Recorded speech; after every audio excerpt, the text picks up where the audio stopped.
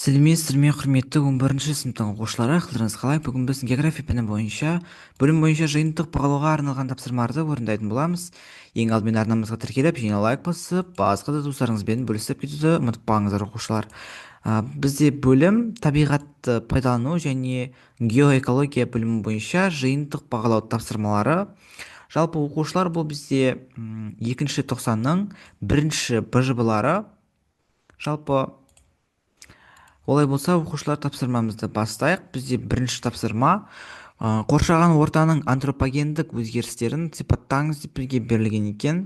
Берілген суреттерге ластанудың түрін анықтаңыз деп бізге берілген екен. Оқушылар, бізде суретте екі ластану суретін берілген. Ластану суреттері: біріншісі бұл бізде су ластануы, ал екіншісі бізде заводтардан заводтың түтін шығаруы көрсетілген. Яғни бұл жерде ауа ластануы көрсетілген, ал бұл жерде қалдық сулардың төгілуі көрсетілген. Бірінші суретте бізде су ластануы болатын болса, екіншісі бұл бізде ауа ластануы. Бірінші тапсырманың Б бөлігінің тапсырмасы: берілген суреттерге ластанудың түрін мысалдар келтіріп отырып сипаттаңыз деп берілген.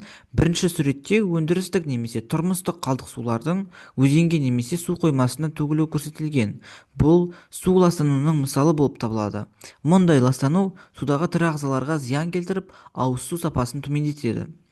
Екінші суретте зауыт мұржаларынан шыққан түтін және көлік қозғалысы нәтижесінде пайда болған ауа ластануы көрсетілген.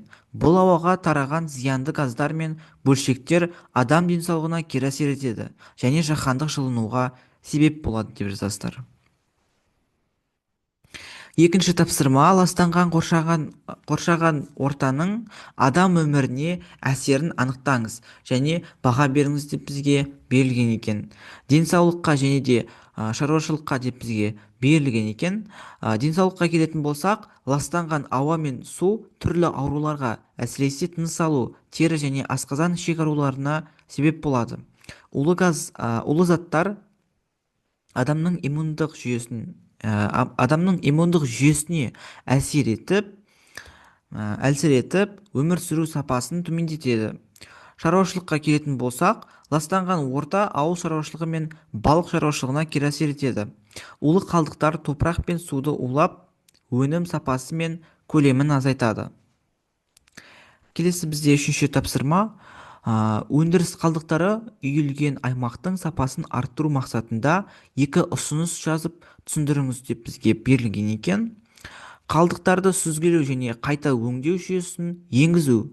Өндірістік кәсіпорындар қалдықтарды сүзгіден өткізіп, зиянды заттарды қайта өңдеу арқылы табиғи ортаға зиян келтірмей жою қажет.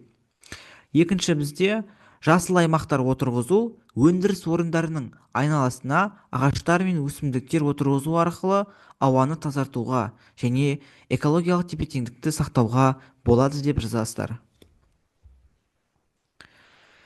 Осымен оқушылар, біз тоқтай тапсырманың барлығын түгелдерлік орындаған болатынбыз.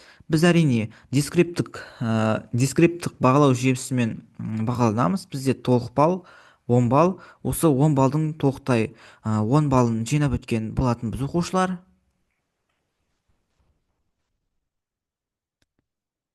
Енді оқушылар, осы еңбегімді бағалап, арнама тіркеліп, және лайк басып, басқа да достарыңызбен бөлісіп кетуді ұмытпаңыздар. Күндеріңізге сәттілік тілеймін. Бүгінге осы, сау болыңыздар.